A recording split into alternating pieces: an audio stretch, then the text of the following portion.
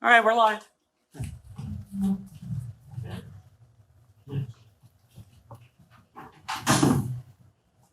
Good morning. Good morning. Oh, good to see you guys. It's not really on. So, You're not on?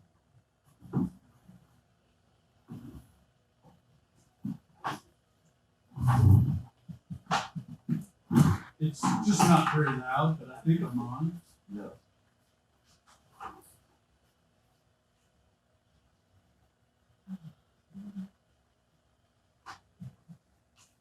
Go ahead. Can you hear me now? Oh, yes. Yeah.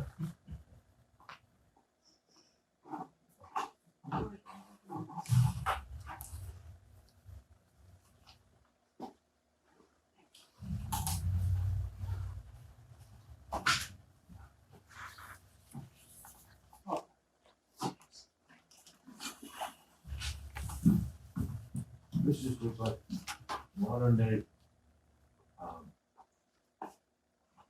night of the night. It is. It really. That's, I've been so taken by it. Its simplicity Uh-huh. and its total common sense. So, good morning. Welcome to Unity of Springfield Adult Education. And we are looking at history of religions and new thought Christian beliefs. So, my name's John Braucher. I am blessed to be a part of the board of directors of Unity of Springfield Group, and serving as the secretary for the last couple of years. And it's been truly a learning experience. And as I shared last week, when I first came to Unity, I had a lot of the leanings, a lot of the ideas have always made sense. When I first came here, I just felt like I was at home, and what Sue was talking about up front just made total sense. I was very comfortable with it. And I've also learned a lot since I've been with Unity of Springfield. And one of the writings and thoughts that I've learned since I've been here has been Abraham Hicks. And so today we're going to continue with the second part of the book, Ask and It Is Given. Through the learning to manifest your desires and really get into it. And one of the things that I hope that some of the people who are have been using some of the have been using some of these techniques that we're going to go over can share some examples and how it's worked out in their life and how it's helped them, so that we can give people at home or other people who are here additional examples about how it can be helpful. So the last thing we did last week is we kind of reviewed this chapter 15, which is the basic tenets of the teachings of Abraham. So we are physical extension of source energy. We came into this world as source energy, knowing that we were going to come into this physical space-time continuum, and that we are vibrational beings. We are also physical beings. This being in this space-time continuum, we translate our vibrations into this physical state that we're in, and including the physical state of all the other people around us. It's all a translation of this vibrational existence that we are, whether we're physical or not.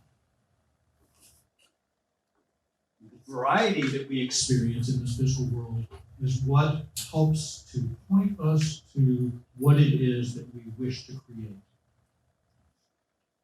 And then when a desire is focused in us, the creative life force, what we might call God, what we might call source energy, immediately begins to flow to create whatever it is that in our thoughts and feelings we've come to desire. Our conscious realization of the creative process is not necessary in order for it to continue. The leading edge environment that we are physically focused in will continue to stimulate new desires in all who participate. So all living beings are creating all of the time, whether we are doing so consciously or not. Or like it or not. Or whether we like it or not. Exactly. It's just happening, so we might as well get used to it and accept it, because it's through that acceptance that is really important anyway, so we can move towards the manifestation source. So every desire or preference, no matter how large or small it is understood by all that it is. As every desire from every perceiver is answered, the universe expands. As the universe expands, variety expands. As variety expands, your experience expands. As your experience expands, your desire expands. As your desire expands, the answering of your desire expands. And the universe expands, and that is good. In fact, it is perfect. You live in an eternally expanding environment which constantly causes newly focused desires within you, which source immediately and always answers. With each receiving of that which you are asking for, you achieve a new vantage point from which you spontaneously ask again. And so, the expansion of the universe and your personal expansion will always be as follows. You live in an expanding universe. You live in an expanding physical world. You are an expanding being, and all of this is, whether you consciously understand it or not. The universe is eternally expanding, and so are you, and that is true.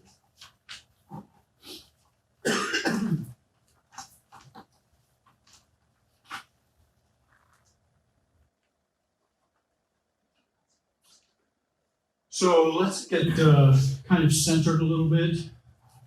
Take a couple of deep breaths.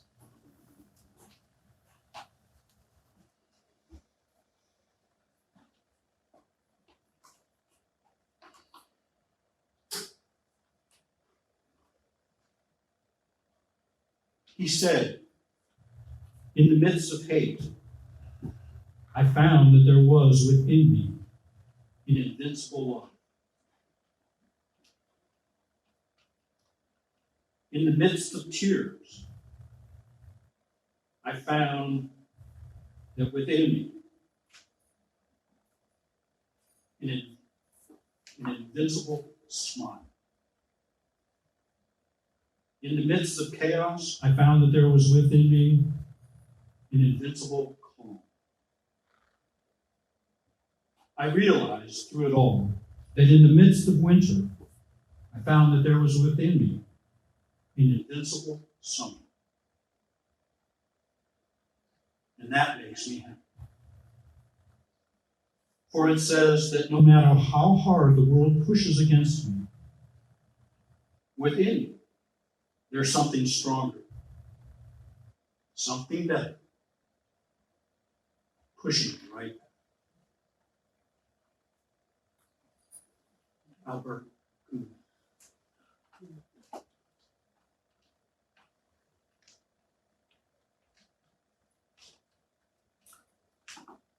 So the second.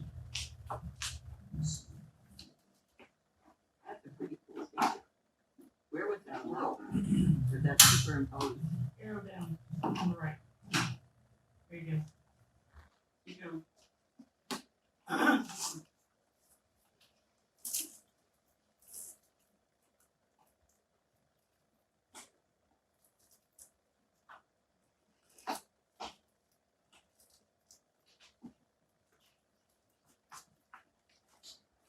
Okay, so the second page on the handout is the scale of emotions. And this is not necessarily what a person has to use. It's an example of a set of scale of examples. This was written 15 years ago, so, or more. And our language of emotions is changing and evolving, and our understanding of emotions. And so there could be different words that you would use, and what really makes the difference isn't the words as much as the feeling state, the vibrational state, if you will, of how you feel these emotions.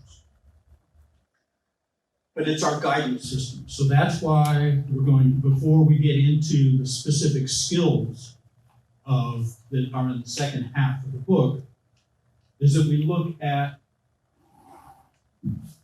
the scale of emotions, starting with the joy, knowledge, empowerment, freedom, love, and appreciation, which are at the top of the scale, which gives us a sense that we're in vibrational alignment with the source.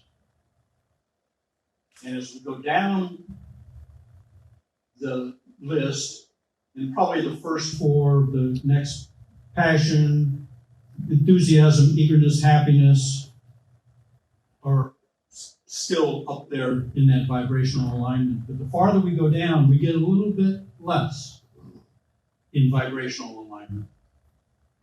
So positive expectation, belief, it's still positive, but it's not in total alignment. Optimism, which is different than strong knowing. So it's a little less strong in terms of that alignment. But it's still very positive. Hopefulness, which is a key one. Once we're at hopefulness, when we get to the first skill, we need to be at least at hopefulness before we fully get the full use of that skill and as we get to that. And it goes on down: contentment, boredom, pessimism, frustration, irritation, impatience, feeling overwhelmed. And some people would put them in different order for their own personal belief. I know I would. When I looked at it, I said, well, yeah, generally, yeah, but I would switch them around. And that's totally what you're supposed to do. You're just, and if there's words that make sense to you, stick them in there and take ones out that don't make sense. But the main thing is that you have a self-awareness of your own emotional scale, which is really important when deciding that if you want to go downstream instead of upstream, when you notice that you're going upstream, what's the next space that I want to go to move downstream to be effective with? Because you can't go from despair and powerlessness to joy, knowledge, and empowerment just instantly. It can be done in minutes, but it can't be the very next step. And it's just too far of a stretch to move vibrationally. The more that you practice this, the more quickly and facile you are with it. But having a really good understanding of your own scale and what it feels like, so that you can identify, oh, this is where I am. Oh, this is where I am. Because it's the unawareness of where we are, which puts us in a position where we are creating without intent. Unintentional creation, which is okay. I mean, that's the way we were created, so that we will. However, it's a lot more fun when we're being intentional, when we're doing it on purpose, when we're seeing how what we do works. And it's just way more fun. John, Yes. In my experience with the Abraham and the emotional scale, Yeah. some of these words I didn't like them at all, and I didn't want to admit that I had those aspects. But especially like revenge. Yeah, right. I'm not revengeful. I'll show him, son of a. You know, that's revenge. And I just wanted to say, don't just dismiss some of these words because you think, oh no, I don't have that.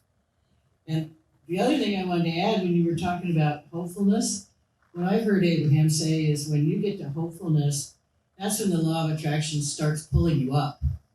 When you're down below there, it's up to you to get your butt up there, because otherwise it's going to try and pull you back down. Well, and it's the law of attraction that's pulling you back down when you're focused at emotions below hopefulness. Yes. Yeah. It's still law of attraction. It's still gravity. Yeah. If I look at this emotional scale like a chore that I need to do, that I need to keep myself up there in that happy place. It's kind of like, you got to be good. You can't be bad. You got to be good. But for me, Abraham says the emotional scale is our guidance system. Our emotions are our guidance. And so if I want to know whether I am closer to the dreams of my heart and to being in alignment with Source, where all of my good comes from, where everything I desire is, if I listen to my emotions, it will let me know. And if I am feeling anger and revengeful, all it's doing is like that old game going, you're cold, you're not close. Start listening to your emotional guidance. And when you start feeling better, you're getting hotter. You're getting closer to the life that you want to live. And for me, that made a whole difference, because otherwise I would have just used this to beat up on myself and say, I'm not doing it right, I'm not good enough. But it doesn't matter whether I'm going from blame to worry or from passion to joy. It doesn't matter as long as I'm going that way. My higher power, the law of attraction will begin to help me. Right. And that's a good point for a couple of reasons too. Just human nature, we try to avoid a lot of the negative emotions, and so we avoid acknowledging. And so it's really important to acknowledge some of the worry, blame, doubt, despair, fear, anxiety, depression, jealousy, because they inform us, as you were, and also when they're very intense, that means that there's a real fast river moving power from the power of attraction, from the source, that's moving in the direction that we really want to go, which can take us very quickly up the chain of the emotional if we allow it. When I started studying Abraham in '89, this was like another language, so it was very hard, and I was in a dark place. So when I first got this emotional scale, what I did, I sat down with a piece of paper and I wrote down the worst thing that I was feeling, the worst thought. And I said, okay, all I'm going to do is try to move it a little bit. And I tried all kinds of good thoughts, and I tried all kinds of everything. And so I was like, can I get it up a point, up a point, up a point? Finally, I came to the thought, someday I am going to die and get out of this horrible life.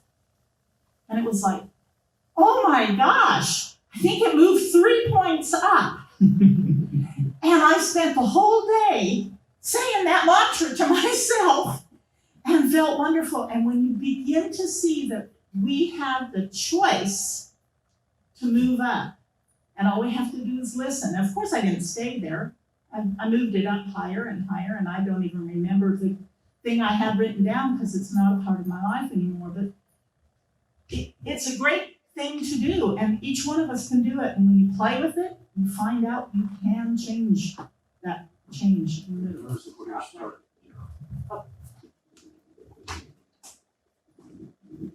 Yes, Elder. And I think you kind of said this, but I really think it needs to be maybe driven home a little bit more. If you push this down, it stays there, and it's like that black space inside of you, and it can create illness. But if you experience it and you let yourself feel it, then you can let it go, and then it's not there anymore. Little kids are like this, they'll fall and get hurt, and they'll start crying, and you distract them, and they're up and going. But we tend to hold on to things. And I went through another workshop, people that had you go down and feel. And they purposely had you feel each of these emotions going down. And had you but didn't leave you there, kept dropping you deeper and deeper and deeper until you got to that black hole and fell inside of it, and then all of it vanished. And then when you come back up, you're more able to feel it. But if you push it down, it's just going to keep coming back. It's going to get triggered by things. But it's experiencing it and accepting the feeling that releases it. And that sets you free, and then you can go up higher. Sometimes you get stuck in the feeling and you just refuse to feel it. Oh, I'm not jealous. But when you acknowledge it, then it can dissipate. It loses its power. So Abraham would say, when you acknowledge that negative emotion, everything has two sides of it. So whatever that negative, say jealousy, the flip side is the freedom to love and the freedom to let those that you love. And that you don't have to, and that's what you really desire is that freedom that you have, that you want great things to happen for everyone. And when that occurs, then all of these negative emotions all have this flip side informing for us. To say, oh, this is the direction that I'm being pulled in, or that I would like to get pulled in, that I would like to realize. So then that's the steps. That's the steps we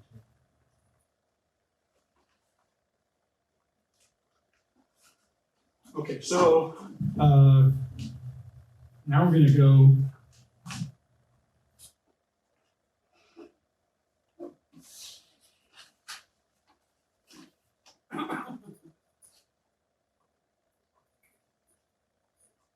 to some of the proven processes that have been shown to be helpful. And the first one is my favorite one, by far. And that's the Rampage of Appreciation. And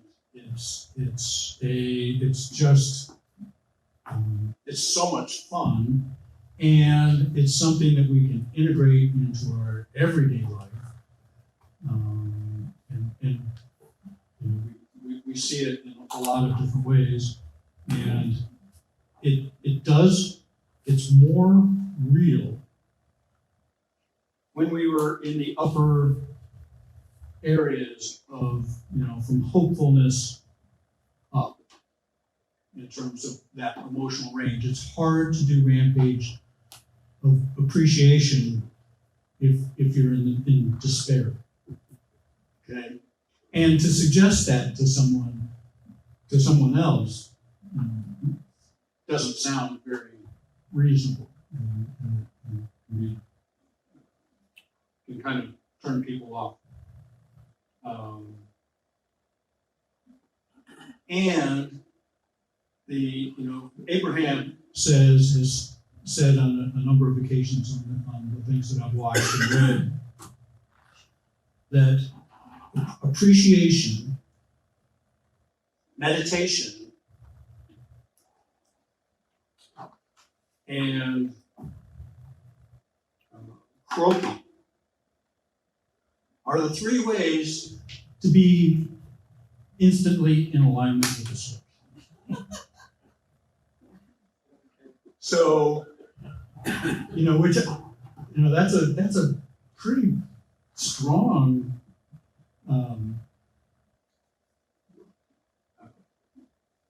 statement about how powerful that it is. So whether it's so that when we're in the process of manifesting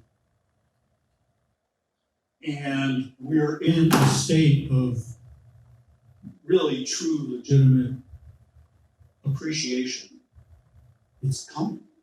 It just has to. It can't. It's going to be there. And I love when Abraham does the I'm so thankful. Where just saying the words of appreciation or saying the words of belief that it's going to happen, but you can tell there's that doubt in the tone of voice and in where it's not really genuine. And then what's that telling us? Where you are on the emotional scale. Absolutely.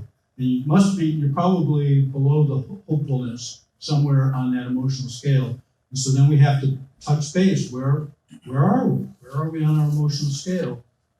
Because it really is a fun thing to do the Rampage of Appreciation. I mean, it just feels so good. Every morning, every time we choose to do that, it's like it makes waking up just a wonderful experience. And so if we're not able to feel that fullness of that appreciation, then we tells us we need to go back and look at our emotional scale, find out where we are. What's the next closest downstream, which is up the scale? And she makes fun about that it's downstream but up the scale, and to allow us to get there. Any examples that people have of how Rampage of Appreciation has shown up for them?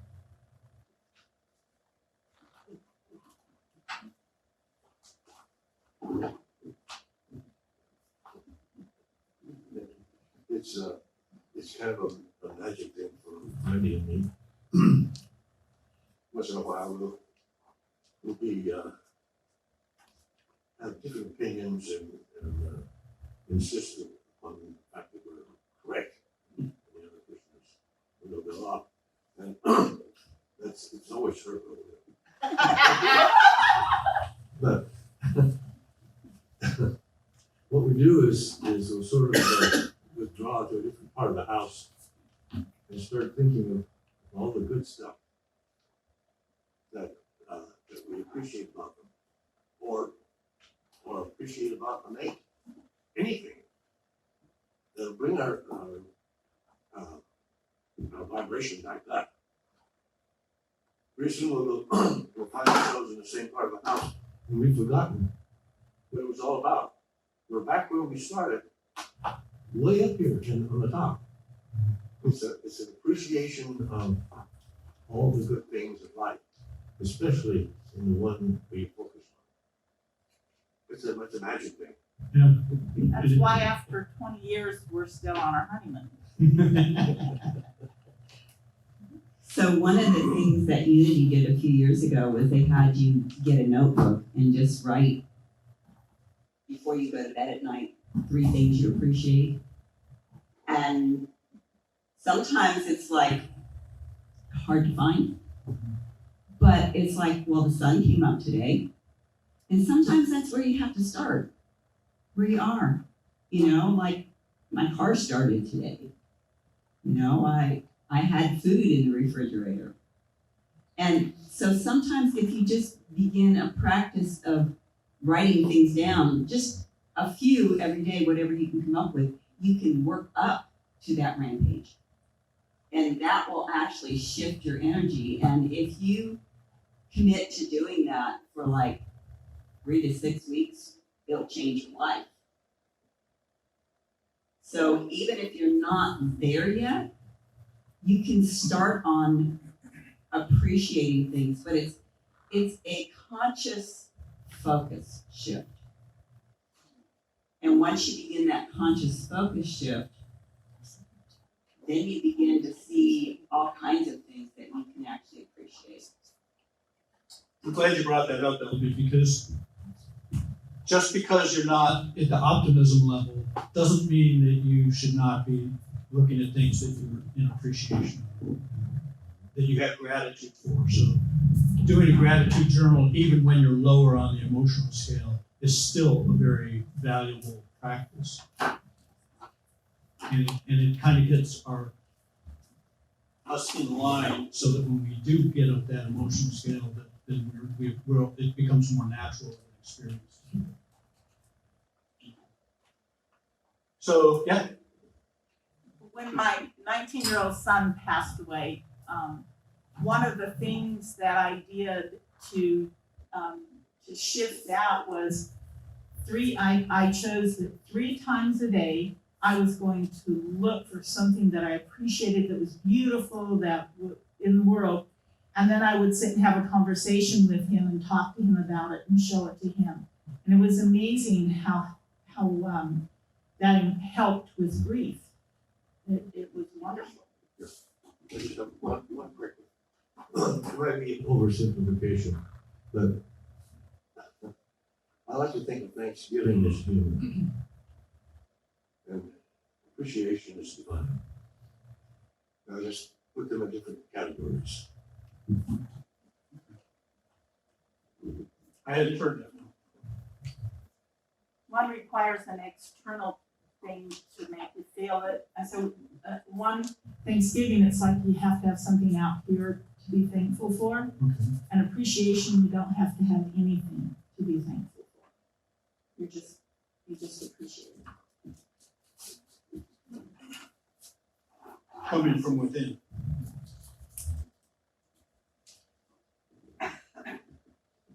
As in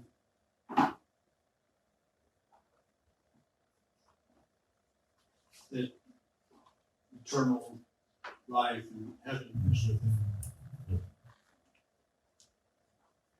So the next one's the magical creation box. So this one's a little bit more hands-on. It is also still one that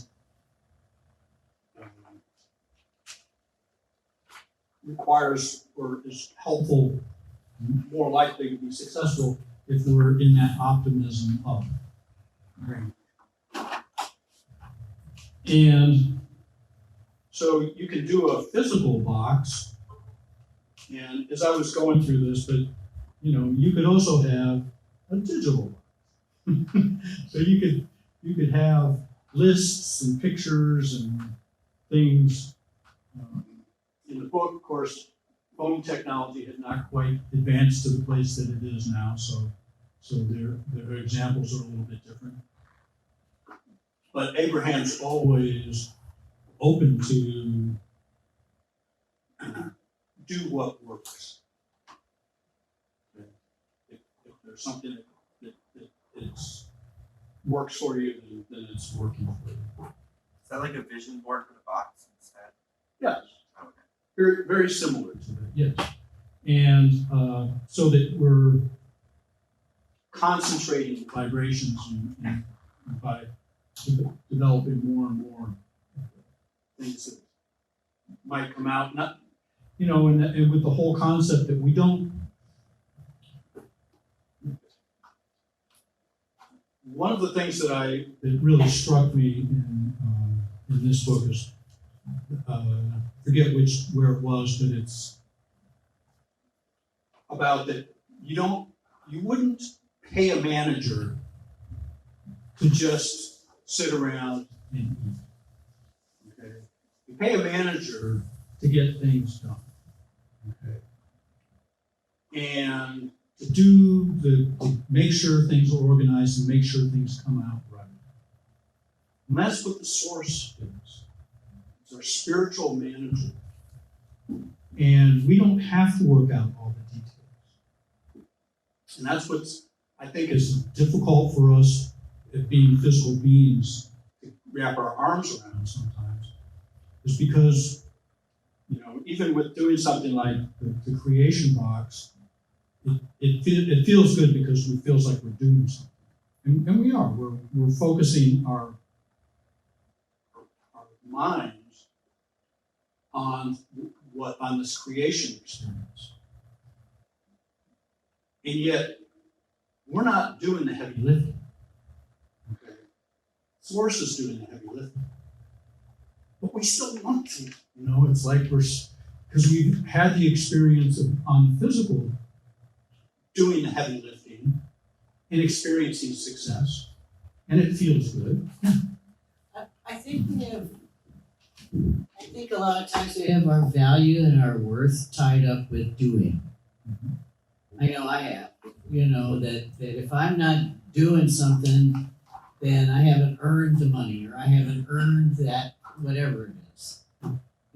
So if it hasn't showed up, then I'm wrong and I'm blaming myself and blah, blah, blah, blah. So my spiritual teacher called it ordering from the cosmic kitchen. Yeah. Okay. And so if you're at a restaurant, you place your order. You don't go back there and deal with what the chef is dealing with. The chef takes responsibility for that. The waiter delivers it. And I remember she used to say, anyone with self-esteem, if they get something and it's not what they ordered, they will send it back and ask again. I love it. Although you have to be careful what you're gonna get. Well, see, there's another belief. They might spit in your food. It doesn't matter. So I'm a really visual person, but I love all of the different aspects. And I have 2 creation boxes. I have a creation book. I have an altar that I put things. And the only purpose for it is it reminds me of what I want to focus on. And even now our house is actually kind of like a creation box. We like to put things around so that everywhere we look, it makes us feel good. That's the only point of doing any of this. And if you're going to do a creation book and you sit down and go, crap, I don't want to do this, I'm going to have to do it, don't do it. Do something different.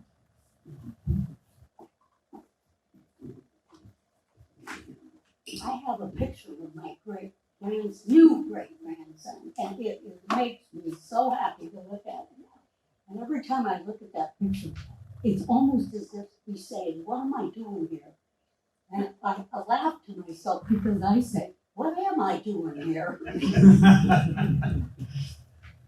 Yes, my refrigerator is a creation box of sorts. On the outside or the On inside? the outside. The inside, not so much. But it is too in a different way. It's more of a reflection than it is a creation box. And so, yes, so those are. But that's a perfect thing. If you think about it, everything that you think about the food that's in your refrigerator, it's like a creation box, except most of us are not creating what we want by what we think about the food in our refrigerator. Yeah, the more that comes out of the garden, the better.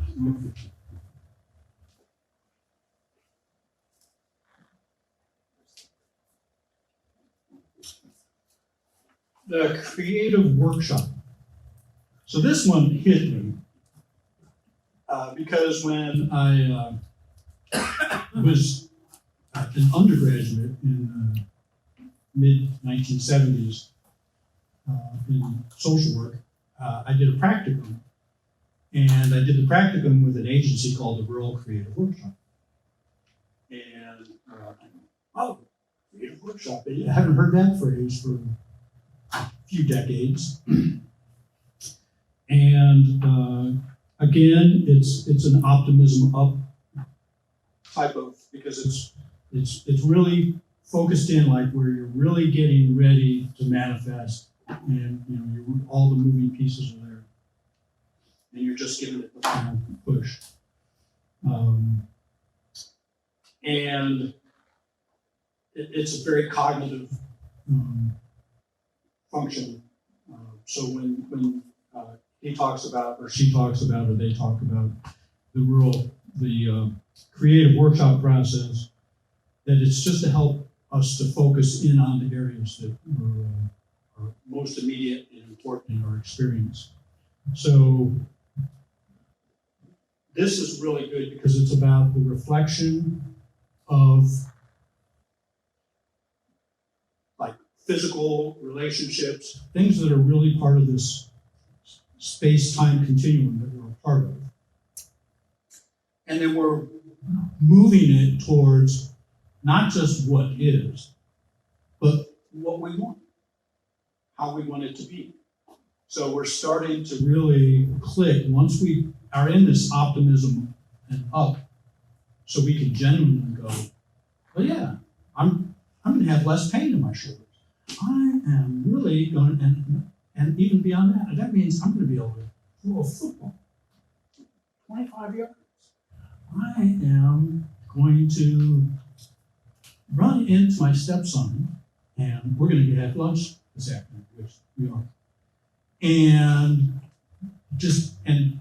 but it hasn't happened yet, but I know it's going to happen because I'm already into that, and I've done a couple of homework things to make sure that it happens, and so we just it starts to pull on, and when you get close, and again, it's to help us to not lose touch, because it's really easy to get off course as humans. We have drift, and I have, mild to moderate ADD. So, which is good because it helps me to scan a lot of information quickly and frequently, which helps in some ways. But it has its other side, which is drift. and you can find yourself getting off of where it is that you want. So this creative workshop piece is to help you to go ahead and put in a little bit of structure for yourself towards where it is that you need to go, and to go ahead and use affirmations towards what it is that you're in the process of creating, what you're wanting to have. Come on. Any examples in that for people that have experienced?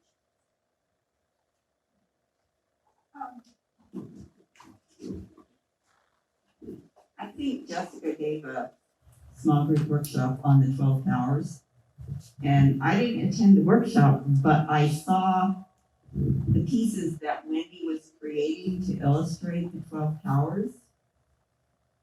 And that was an incredibly creative workshop, because Wendy her collages, she's done a collage for every one of this man's poems, and there's over 800.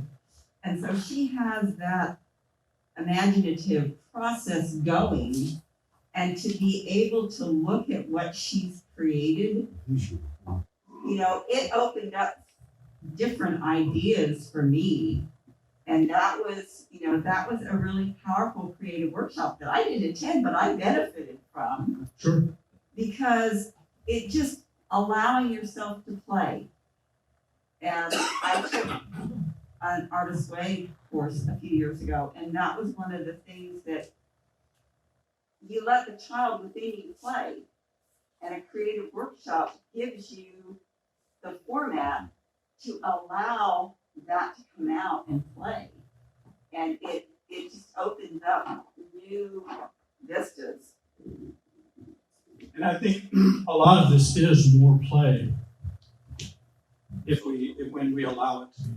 That it's not work. It's because it's too fun to just Most of be us work. prefer it that way now.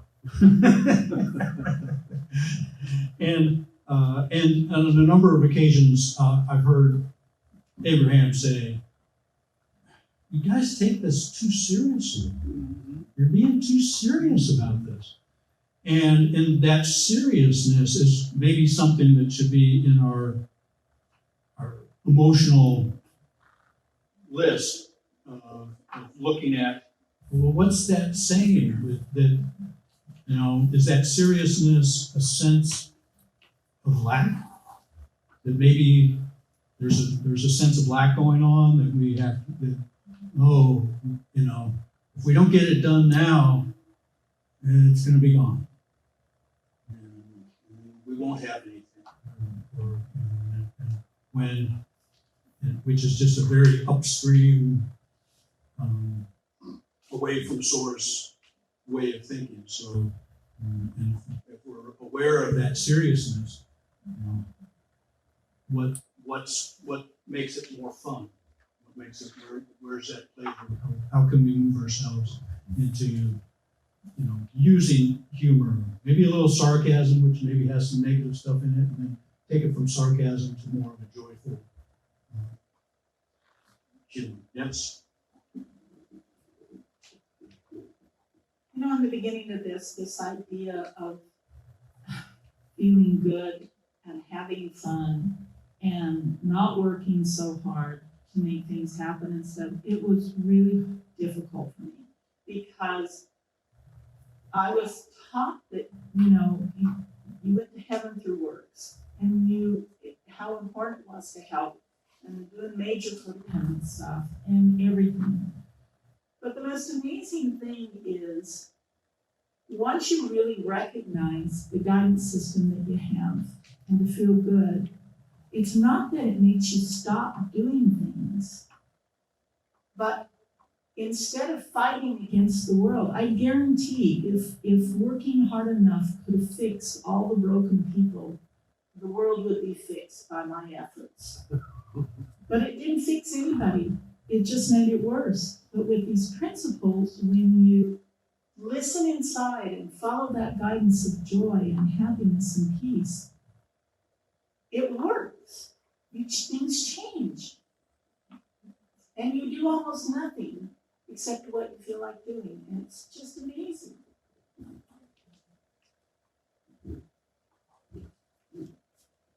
Yes.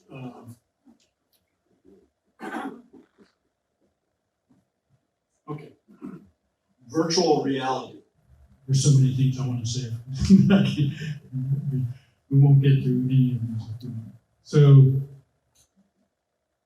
when you're feeling good, you want to practice a vibration of allowing. So it's like getting out of our way. And the other thing that I guess I wanted to follow up on what Wendy was saying, in that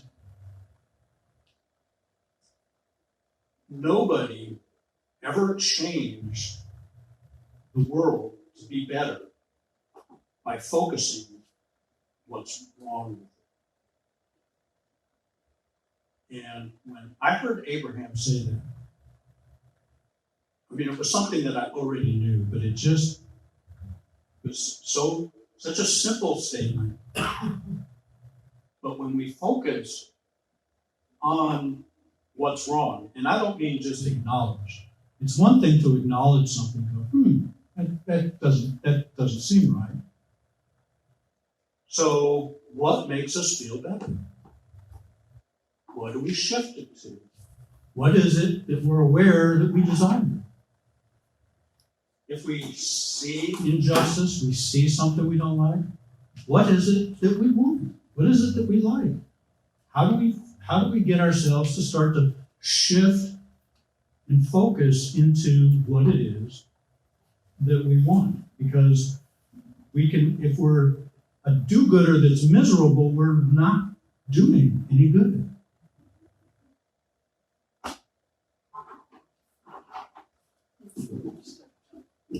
It's kind of like what Wayne Dyer used to say, you can't feel bad enough to make anything better. I do think, though, that we have to, there's like visioning or visualization and, this. I think that that's good, but we have to remember how the law of attraction works, too. Ignoring things does not fix anything. Because if we are trying to ignore something, we are only attracting ignorance. We're only attracting the opposite of what we say we want to uplift. So I think that there's a healthy balance there. Well, I like that. I like that ignore things. Yeah.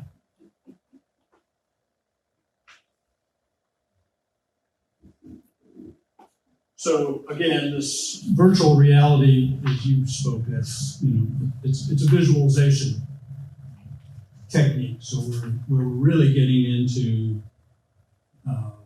using our imagination to truly experience what it is that we want to see occur. The prosperity game. Has anybody done that one? I'm curious. They do it all the time.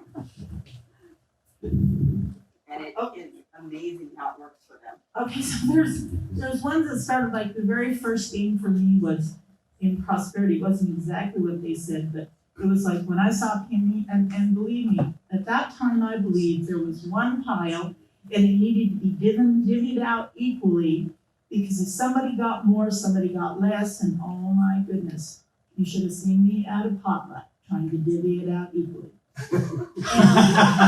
To everybody. Potlucks were no fun. But and what I did is I said, when I see a penny, it's going to be Christmas morning when I was a kid. I'm going to jump for joy. I'm going to be happy. I'm going to see it as a sign that I'm loved, that I'm abundant. So that was one of them I played. But I played the one where you take $1,000 a day and you spend it, and then you take another $1,000 and you spend it. It took me weeks. I could think of what other people wanted, but for me, without spending $1,000 on me, think of $1,000 for me, it was really, really hard. And when I got to $4,000, oh my gosh. And my friend, we would go out and do window shopping to play the game and look at the thing. She had stuff up to $20,000 and $30,000 already in her list.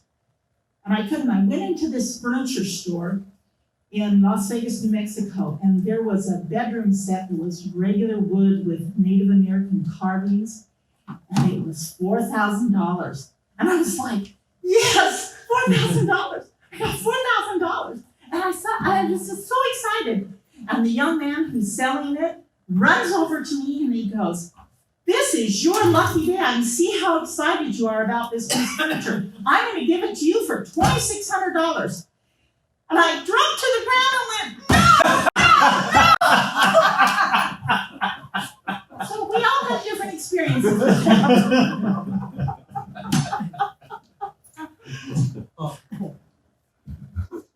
I love Sue's story when she talks about prosperity consciousness, and she used to go, I think it was to the Home Depot, and she just push the cart around and put everything in the cart that she would like to have. And after a while, she'd just leave the cart there full and leave. But in the process, it made her feel like she could afford it and she was going to buy it. And I just think that's awesome.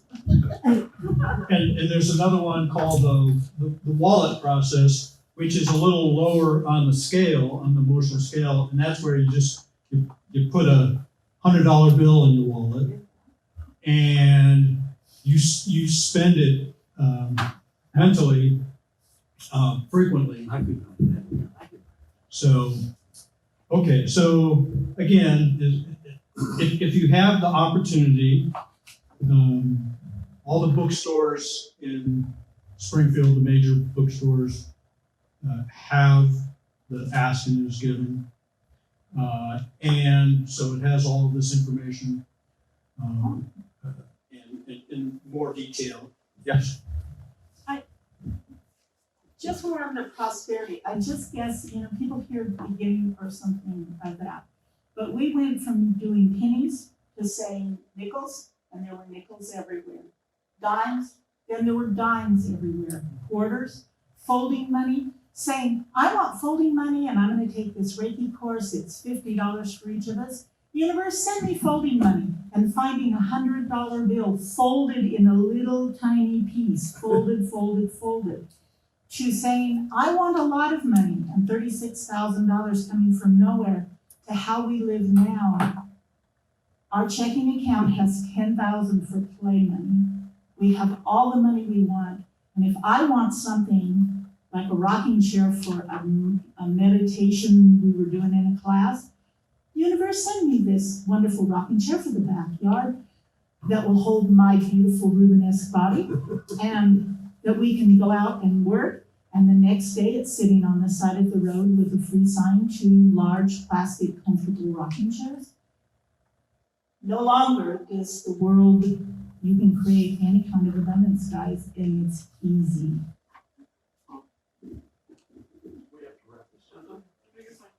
No, it's all right. Go ahead. Yeah. Are you done? Yes. I was just getting ready to wrap up. I mean, I just wanted to make sure people are aware that, if this has piqued your interest at all, and it really is fun.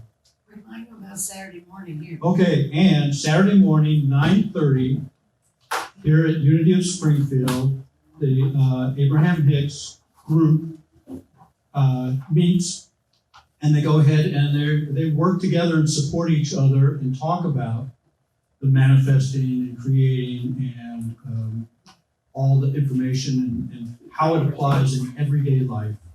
We play their tapes too. They play the tapes, which gives a lot of ideas, and a lot of the tapes have examples of other people's life experiences and Abraham giving feedback about how they can make things so.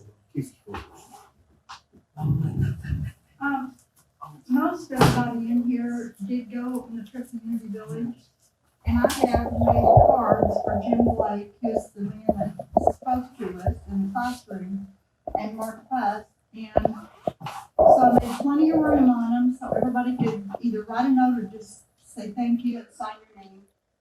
Whatever you want to do with it, if everybody else stop, I'll lay them down in here, and then after the service, other people can sign them. Got a pen over here. I got Okay. 2 pens, yeah. You did a good job.